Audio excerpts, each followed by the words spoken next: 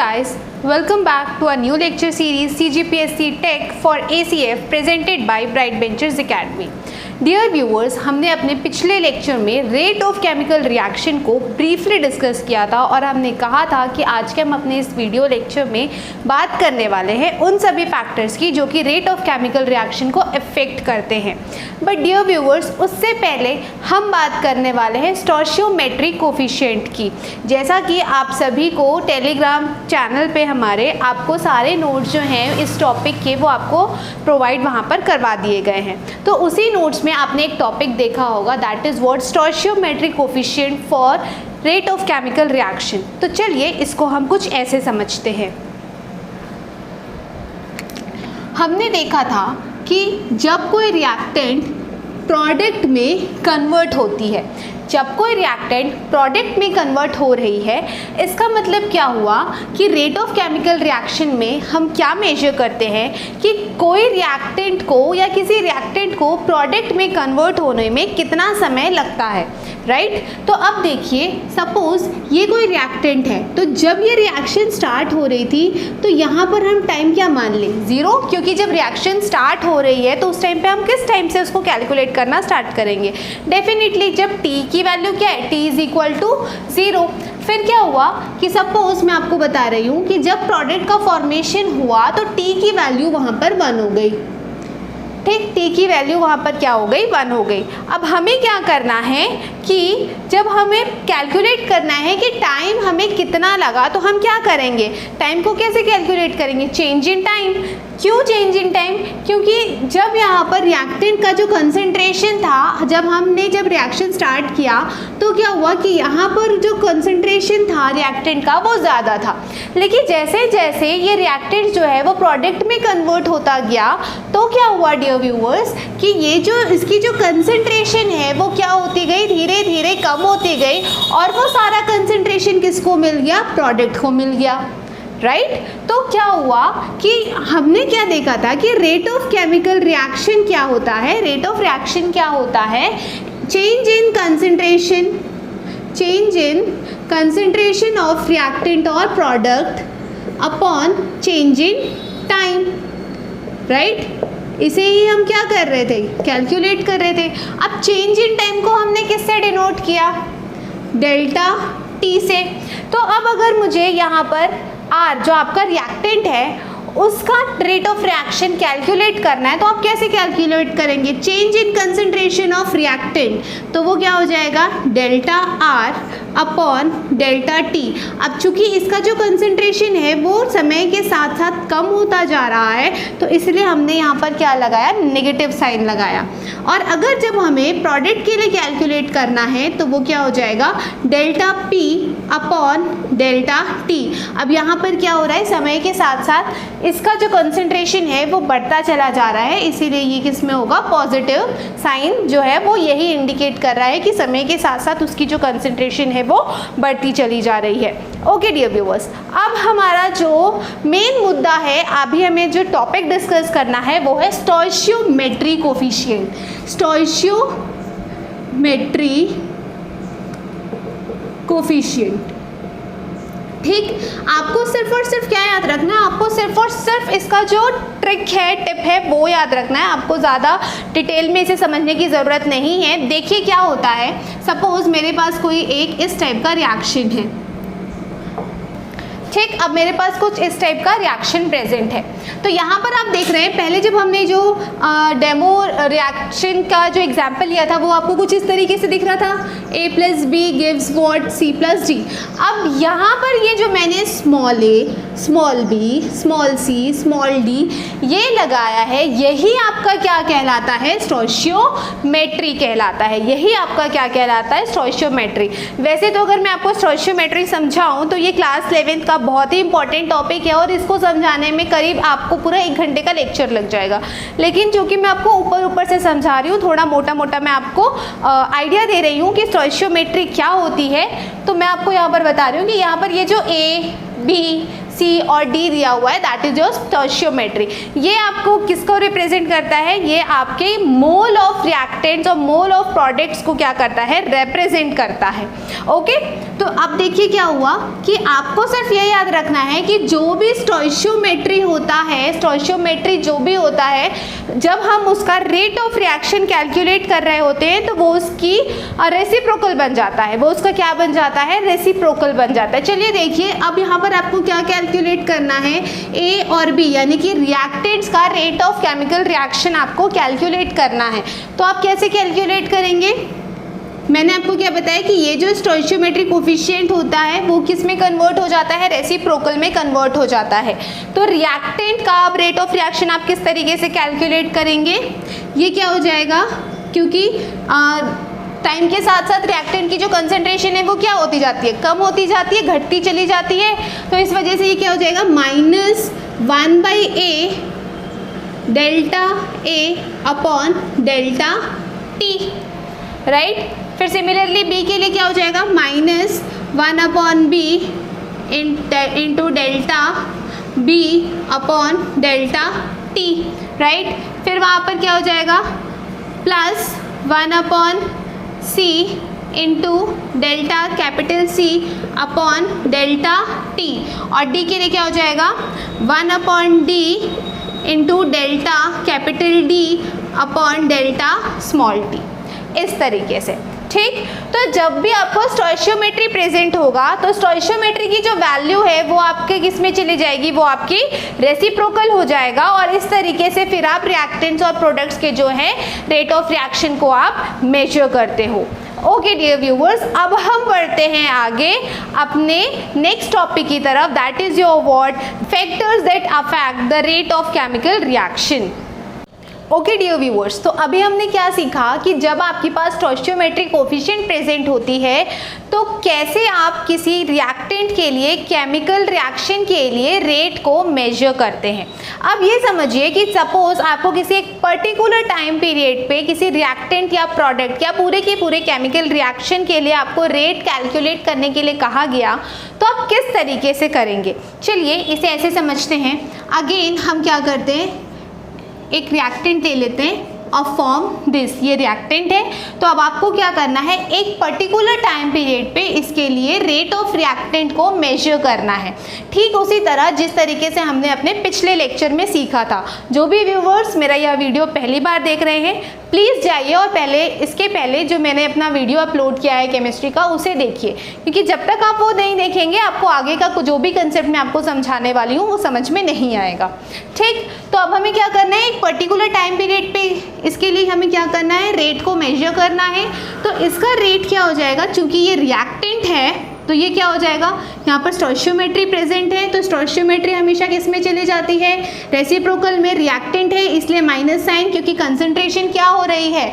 कम होती जा रही है समय के साथ। और हमें क्या कैलकुलेट करना है? इस रिएक्टेंट के लिए मेजर करना है एट अ पर्टिकुलर टाइम। तो पर्टिकुलर टाइम यानी कि एक स्मॉल टाइम पीरियड है, तो उसके लिए हम क्या लगाते हैं? D into concentration of A, concentration को हम बिग ब्रैकेट से शो करते हैं, अपॉन dt। तो इस तरीके से आप क्या करते हो? एक पर्टिकुलर टाइम पीरियड पे जब आपको कहा जाता है किसी रिएक्टेंट, किसी प्रोडक्ट या किसी केमिकल रिएक्शन के लिए रेट को मेजर करने के लिए, तो d अपॉन dt की मदद से आप क्या करते हैं? उसको मेजर करते हैं। ठीक उसी तरह जिस तरीके से जब एक स्मॉल चेंज इन टाइम आता है तो हम उसको कैसे मेजर करते हैं? d/dx से। हमने अपने पिछले लेक्चर में ये बातें जो हैं उसको डिस्कस की रखी हैं। ठीक, चलिए अब हम इसको एक एग्जाम्पल के रूप में समझते हैं। सपोज आपको कोई एक रिएक्शन दी हुई है और रिएक्शन ऐसा ही है कि नाइट्रोजन जो है वो रिएक्ट कर रहा है 3 मोल्स ऑफ हाइड्रोजन के साथ to give you what? 2 moles of ammonia. अब आपको क्या करना है? इस पूरे रिएक्शन के लिए आपको रेट को मेजर करना है, ठीक, इन अ पर्टिकुलर टाइम। अच्छा, वन मोर थिंग, जब आपको किसी पर्टिकुलर टाइम पीरियड में किसी केमिकल रिएक्शन के रेट को मेजर करने के लिए कहा जाता है, तब आप उसको किस नाम से जानते हैं? इंस्टेंटेनियस रेट ऑफ रिएक्शन के नाम से जानते हैं। Instantaneous rate of reaction. Okay चलिए, तो अब आपको इस रिएक्शन के लिए क्या मेजर करना है, इंस्टेंटेनियस रेट ऑफ रिएक्शन को मेजर करना है। चलिए देखते हैं। नाइट्रोजन, यहाँ पर देखिए क्या कोई भी स्टोइशियोमेट्री प्रेजेंट है, नहीं, कोई भी स्टोइशियोमेट्री प्रेजेंट नहीं है। तो इसके रेट को हम कैसे मेजर करेंगे, माइनस, क्यों, क्योंकि ये क्या है, रिएक्टेंट है, कोई भी स्टोइशियोमेट्री प्रेजेंट नहीं है, तो कोई भी यहाँ पर हम रेसिप्रोकल नहीं लगाएंगे, ठीक, minus D into concentration of nitrogen upon D T. फिर इसके लिए मेजर करते हैं, माइनस स्टोइशियोमेट्री प्रेजेंट है, रेसिप्रोकल क्या होगा 1/3 D into concentration of H2 upon D T. क्यों, क्योंकि हम क्या मेजर कर रहे हैं, इंस्टेंटेनियस रेट ऑफ रिएक्शन को मेजर कर रहे हैं। फिर इसका क्या होगा, माइनस डी, सॉरी यहाँ पर स्टोइशियोमेट्री प्रेजेंट है ना, तो माइनस क्यों होगा, ये तो प्रोडक्ट है, तो 1/2 into D concentration of ammonia upon D T. तो इस तरीके से आप क्या करते हैं, जब आपको एक पर्टिकुलर टाइम पीरियड पे किसी केमिकल रिएक्शन के रेट को मेजर करने के लिए कहा गया, तो इस तरीके से आप क्या करते हैं, मेजर करते हैं। चलिए अब हम अपने नेक्स्ट टॉपिक की तरफ बढ़ते हैं, that is your what, factors that affect the rate of chemical reaction. Okay dear viewers, अब हम समझते हैं उन फैक्टर्स या उन कारक के बारे में जिनकी वजह से रेट ऑफ रिएक्शन जो है वो टेक प्लेस होती है या उनके रिएक्शन के रेट में कोई फ़र्क पड़ जाता है, ठीक। तो सबसे पहला पॉइंट है हमारा कंसंट्रेशन या सांद्रण। तो हम क्या कहते हैं कि जैसे जैसे हम रिएक्टेंट्स या अभिकारक के कंसंट्रेशन को अगर हम बढ़ाते चले जाएंगे तो वैसे वैसे रेट ऑफ रिएक्शन भी क्या हो जाएगी, बढ़ती चली जाएगी। इसका मतलब क्या हुआ कि कंसंट्रेशन जो है वो डायरेक्टली प्रपोर्शन है किसके, रेट ऑफ रिएक्शन के। इट मीन्स वॉट कि कंसंट्रेशन फैक्टर जो है that is directly proportional to rate of reaction, ठीक। तो अब हम ये समझते हैं कि किस तरीके से कंसंट्रेशन को इंक्रीज करने से आपका जो रेट ऑफ रिएक्शन है वो भी बढ़ता है। डियर व्यूअर्स, कोई भी जो रिएक्शन टेक प्लेस हो रही होती है वो बेसिकली डिपेंड करती है मॉलिक्यूल्स के ऊपर, और मॉलिक्यूल्स की जब बात आती है तो इसके बारे में हम थोड़ा सा एडवांस जाते हैं और जानते हैं कोलिजन थ्योरी के बारे में, जिसे हम हिंदी में संघट्ट सिद्धांत के नाम से जानते हैं। कोलिजन थ्योरी क्या बताती है, या संघट्ट सिद्धांत हमें क्या बताता है कि जब भी हम कोई अभिक्रिया करवा रहे होते हैं तो उसमें रिएक्टेंट प्रेजेंट होते हैं, यानी कि अभिकारक। तो अभिकारक जो होंगे या आपकी जो रिएक्टेंट स्पीशीज़ होगी उसमें डिफरेंट मॉलिक्यूल्स प्रेजेंट होंगे। अब रिएक्शन कब होगी, जब वो मॉलिक्यूल्स एक्टिव हो जाएंगे। अब जब वो मॉलिक्यूल्स एक्टिव होंगे तभी तो कोई केमिकल रिएक्शन टेक प्लेस करेगी, राइट। इसका मतलब क्या हुआ कि जब भी कोई केमिकल रिएक्शन टेक प्लेस करता है तो उसमें एक थ्योरी काम कर रही होती है, that is your what, collision theory. और कोलिजन थ्योरी कैसे काम करती है कि आपस में जो मॉलिक्यूल्स हैं उनकी जो एक्टिविटी है वो इंक्रीज हो जाती है। जैसे ही हम कंसंट्रेशन को बढ़ाएंगे तो वो क्या हो जाएंगे, एक्टिव हो जाएंगे, यानी कि उनकी एक्टिवेशन एनर्जी जो है वो एक्टिव हो जाएगी। एक्टिवेशन एनर्जी का मतलब संक्रियण ऊर्जा, ठीक। और वो क्या करेंगे, वो आपस में एक दूसरे से टकराने लगेंगे, और टकराते हुए क्या होगा कि वो कैसे आपस में बंध बनाने की कोशिश करते चले जाएंगे और एक नए प्रोडक्ट का फॉर्मेशन करेंगे। तो इस तरीके से कोई भी केमिकल रिएक्शन जो है वो टेक प्लेस करती है, ठीक। और कौन से सिद्धांत पे वर्क करती है, कौन से प्रिंसिपल पे वर्क करती है, कोलिजन प्रिंसिपल या कोलिजन थ्योरी हम जिसे कहते हैं, ठीक। चलिए नेक्स्ट जो फैक्टर है वो है हमारा टेम्परेचर। इसका मतलब क्या हुआ कि जैसे जैसे हम रिएक्टेंट पे टेम्परेचर इंक्रीज करते चले जाएंगे तो क्या होता चले जाएगा, ये भी क्या होगा, तब भी आपका रेट ऑफ रिएक्शन जो है वो क्या होगा, बढ़ेगा। अब ये कैसे मुमकिन हुआ, यहाँ पर क्या है कि जब तक आप टेम्परेचर नहीं बढ़ाएंगे तो क्या होगा कि रिएक्टेंट के जो मॉलिक्यूल्स हैं वो अभी शांत बैठे हुए हैं, उनके बीच आपस में टकराव नहीं हो रहा है। लेकिन जैसे ही हमने टेम्परेचर इंक्रीज इंक्रीज़ किया, टेम्परेचर बढ़ाया, तो अब क्या हुआ कि उसके जो अणु हैं उनके बीच में क्या हो गया, एक्टिवेशन एनर्जी जो है वो एक्टिव हो गई।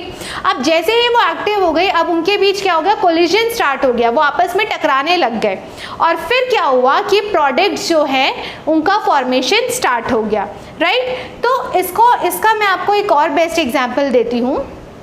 जैसा कि आप जब चाय बनाते हैं, ठीक, तो आप ऐसा इमेजिन कीजिए कि आपने दूध लिया, चाय पत्ती ली और शक्कर लिया, ठीक, और अब आप उसमें टेम्परेचर जो है आप उसको प्रोवाइड नहीं कर रहे हैं, तो क्या चाय बन जाएगी? नहीं, अनलेस एंड अनटिल जब तक आप उसे गैस पर नहीं चढ़ाएंगे। गैस पर जैसे ही आप चढ़ाते हैं तो क्या होगा कि चाय पत्ती के जो मॉलिक्यूल्स हैं, जैसे ही टेम्परेचर इंक्रीज होगा उसके जो मॉलिक्यूल्स हैं वो एक्टिव होना शुरू हो जाएंगे और आपस में टकराने लगेंगे। आपस से टकराने पर क्या होगा, वो दूध के साथ शक्कर और चाय पत्ती जो है वो दूध के मॉलिक्यूल के साथ, मिल्क के मॉलिक्यूल के साथ, इनफैक्ट जो शुगर का मॉलिक्यूल्स है उनके साथ और चाय पत्ती के मॉलिक्यूल्स, ये तीनों ही आपस में क्या कर लेंगे, एक स्पेशल तरह का बॉन्ड का फॉर्मेशन कर लेंगे और अब वो आपके पास एक नया प्रोडक्ट आएगा, दैट इज योर व्हाट, चाय, टी, राइट। तो ये आपका बेस्ट एग्जाम्पल हुआ कि किस तरीके से टेम्परेचर जो है वो इफेक्ट करता है रेट ऑफ रिएक्शन को। इसका मतलब क्या हुआ कि जैसे जैसे हम टेम्परेचर बढ़ाएंगे रेट ऑफ रिएक्शन भी क्या होती चली जाएगी, बढ़ती चली जाएगी। एक और बात, इससे मैं आपको एक और एडिशनल इंफॉर्मेशन देती हूँ कि in every 10 degree rise, in every 10 degree rise rate of reaction जो है वो डबल हो जाती है, rate of reaction doubles. In her 10 degree बढ़ाने पर जो रिएक्शन की जो रेट है वो क्या हो जाती है, डबल हो जाती है। ओके, नाउ थर्ड एग्जाम्पल है हमारा प्रेजेंस ऑफ कैटलिस्ट, उत्प्रेरक की उपस्थिति। तो यहाँ पर कैटलिस्ट क्या कर रहे हैं, जो मॉलिक्यूल्स कंसंट्रेशन और टेम्परेचर के बढ़ाने के बावजूद वो क्या कर रहे हैं, एक्टिव नहीं हो पा रहे हैं, उनकी जो एक्टिवेशन एनर्जी है वो एक्टिव नहीं हो पा रही है। तो ऐसे रिएक्शन को परफॉर्म करने के लिए हमें किसकी मदद लेनी होगी, उत्प्रेरक की। कैटलिस्ट क्या होते हैं कि वो रिएक्शन में पार्टिसिपेट तो करते हैं, रिएक्शन को करवाने में मदद करते हैं, रेट ऑफ रिएक्शन को बढ़ाते हैं, लेकिन प्रोडक्ट में उनका कोई इन्वॉल्वमेंट नहीं होता। इसका बेस्ट एग्जाम्पल है अभी जो हमने रिएक्शन लिया था, दैट इज व्हाट, नाइट्रोजन जो है वो किसके साथ रिएक्ट कर रहा है, हाइड्रोजन के साथ, टू गिव व्हाट, NH3, ठीक। अगर हम नाइट्रोजन और हाइड्रोजन को मिक्स करेंगे तो कभी भी हमें डायरेक्टली अमोनिया नहीं मिलेगा, ये आपस में रिएक्ट नहीं कर पाते। तो यहाँ पर हम एक कैटलिस्ट का इस्तेमाल करते हैं, वो होता है पैलेडियम या आयरन, ठीक। तो हम क्या करते हैं, यहाँ पर कैटलिस्ट का इस्तेमाल करते हैं और जैसे ही यहाँ पर हम कैटलिस्ट का इस्तेमाल करते हैं, इसके जो मॉलिक्यूल्स हैं वो एक्टिव हो जाते हैं, उनके बीच कोलिजन होना स्टार्ट हो जाता है और जैसे ही वो आपस में एक दूसरे से टकराने लगते हैं, टकराकर वो एक नए बॉन्ड का फॉर्मेशन करते हैं और बॉन्ड डेवलप करके वो क्या बना देते हैं, एज अ रिजल्ट अमोनिया का फॉर्मेशन हो जाता है। तो इस तरीके से भी क्या होता है कि कैटलिस्ट के इस्तेमाल करने से रिएक्शन की जो रेट है वो भी अच्छी हो जाती है, बढ़ जाती है। फिर नेक्स्ट है हमारा प्रेशर। अब हम समझते हैं प्रेशर के बारे में। तो प्रेशर के लिए आप कुछ ऐसा समझिए कि जब आपके पास रिएक्टेंट हैं किस मोड पे हैं, गैसियस मोड पे हैं, ठीक। रिएक्टेंट या जो अभिकारक आपके पास हैं वो किस अवस्था में है, कौन से स्टेट में है, गैसियस स्टेट में है।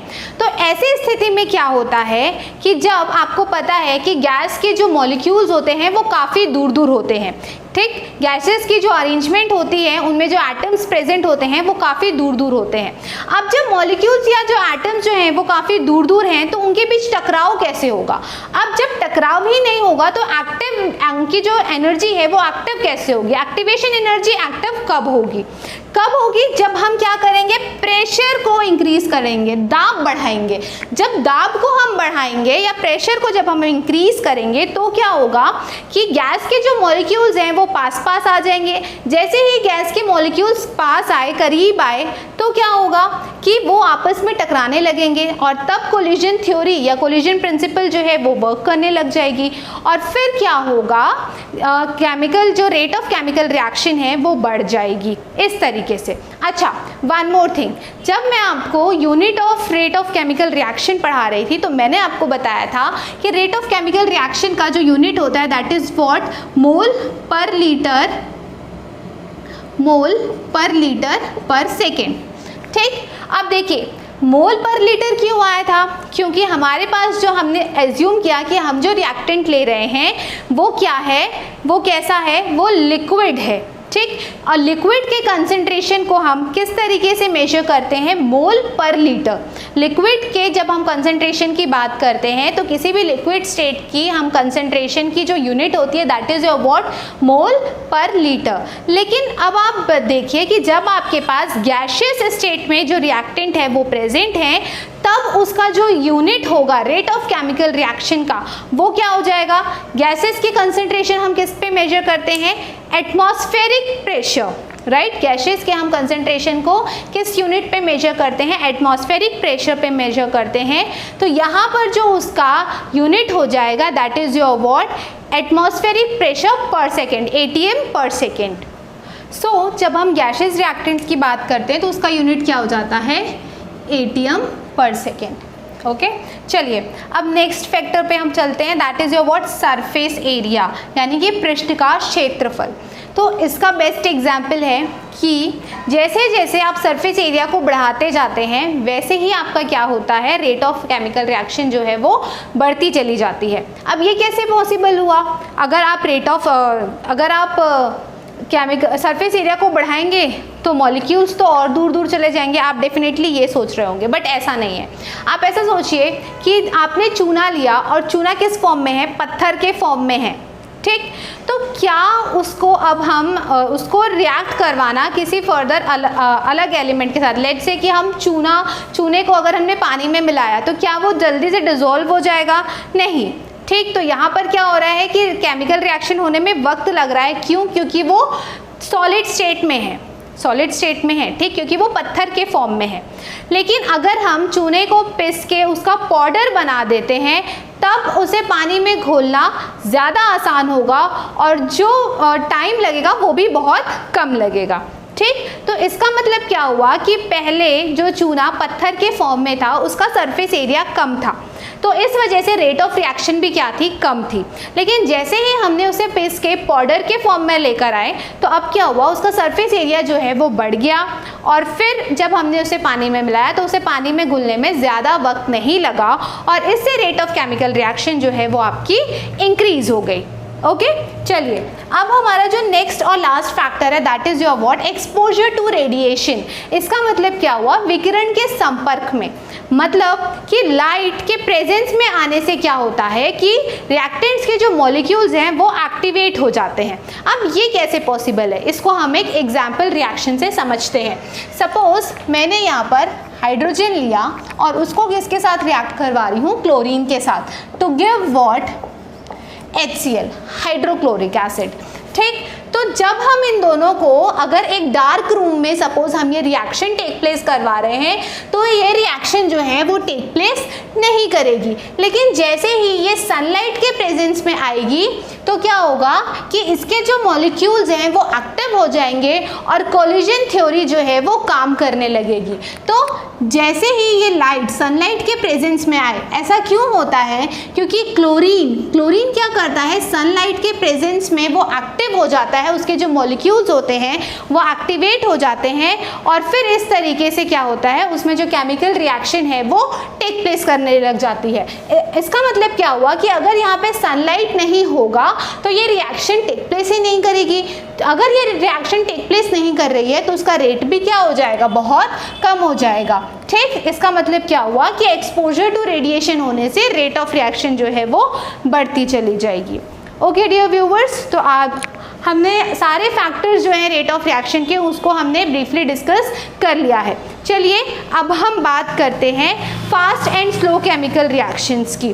तो इसको भी हमने ऑलरेडी अपने पिछले लेक्चर में जो है डिस्कस कर ही लिया था, मैं आपको ऐसे ही बता देती हूँ। फास्ट केमिकल रिएक्शंस वो होते हैं जिनको होने में वक्त नहीं लगता, दैट मीन्स व्हाट, जिनको होने में 10⁻⁻² से 10⁻⁻16 सेकेंड्स तक का समय लगता है, वही आपके क्या होते हैं, फास्ट केमिकल रिएक्शंस होते हैं। और ऐसे रिएक्शंस का बेस्ट एग्जांपल है आयनिक रिएक्शंस। इसका मतलब जब कोई एक एसिड और बेस आपस में रिएक्ट करते हैं तो इनको होने में बहुत ही कम टाइम लगता है, यानी कि with in fractions of seconds जो हैं वो रिएक्शन जो है वो टेक प्लेस कर जाती हैं। तो ऐसे रिएक्शंस को हम क्या कहते हैं, फास्ट केमिकल रिएक्शंस कहते हैं। सेकेंड टाइप ऑफ रिएक्शन है आपका स्लो रिएक्शन। स्लो रिएक्शन के बारे में भी हमने अपने पिछले लेक्चर में डिस्कस किया हुआ है, लेकिन उस लेक्चर में जो हमने डिस्कस किया था वो chemical kinetics point of view से हमने डिस्कस किया था, यानी कि 12th क्लास के सिलेबस के हिसाब से हमने उसको डिस्कस किया था। चलिए, तो अब अगर मैं बात करूं स्लो केमिकल रिएक्शंस की, तो इसका बेस्ट एग्जांपल है rusting of iron, making of curd, है ना, दही का जमना। दही ऐसा तो नहीं कि दही जो है वो 5 मिनट में जम जाता है, नहीं। स्लो केमिकल रिएक्शंस वो केमिकल रिएक्शंस होते हैं जिन्हें होने में वक्त लगता है, जैसे लोहे में जंग लगना, एट्सेट्रा एट्सेट्रा। आज के हमने इस लेक्चर में स्टोइचियोमेट्रिक कोफिशिएंट वाले जब आपको रिएक्शंस दिए होते हैं तो उसमें आप किस तरीके से रेट ऑफ केमिकल रिएक्शन को कैलकुलेट करते हो वो हमने सीखा। साथ ही साथ हमने देखा कि जब आपको स्टोइचियोमेट्रिक कोफिशिएंट वाले केमिकल रिएक्शंस में एक पर्टिकुलर टाइम पीरियड पे आपको जब एक केमिकल रिएक्शन को मेजर करना है तो वो किस तरीके से होता है ये भी हमने देखा। और फिर हमने डिस्कस किया वो उन फैक्टर्स को जिस पे रेट ऑफ केमिकल रिएक्शन जो है वो डिपेंड करते हैं। हम अपने नेक्स्ट लेक्चर में रिवर्सिबल और इरिवर्सिबल केमिकल रिएक्शन को ब्रीफली डिस्कस करने वाले हैं, और साथ ही साथ हम केमिकल इक्विलिब्रियम और reversible reaction and its dynamic nature of equilibrium इसको भी ब्रीफली डिस्कस करेंगे। Till then keep watching and please मेरी इस वीडियो को ज़्यादा से ज़्यादा लोगों तक शेयर कीजिए ताकि मुझे मोटिवेशन मिले कि मैं आप लोगों के लिए पेपर 2 का जो पूरा सिलेबस है उसे कवर कर पाऊँ। जैसे कि बहुत सारे व्यूवर्स की कमेंट्स आ रहे थे कि मैम आप इस लेक्चर को पूरा करेंगी, इस सीरीज़ को पूरा करेंगी ना, टाइम रहते सिलेबस कवर हो जाएगा ना। ये तभी पॉसिबल होगा जब आप मेरे चैनल को सब्सक्राइब करेंगे और मेरी वीडियो को ज़्यादा से ज़्यादा लोगों तक शेयर करेंगे, ताकि मुझे मोटिवेशन मिले, मुझे पता तो चले कि मैं यहाँ पर जो मेहनत कर रही हूँ वो लोगों तक पहुँच रही है। ठीक, okay dear viewers, thanks for watching, keep supporting.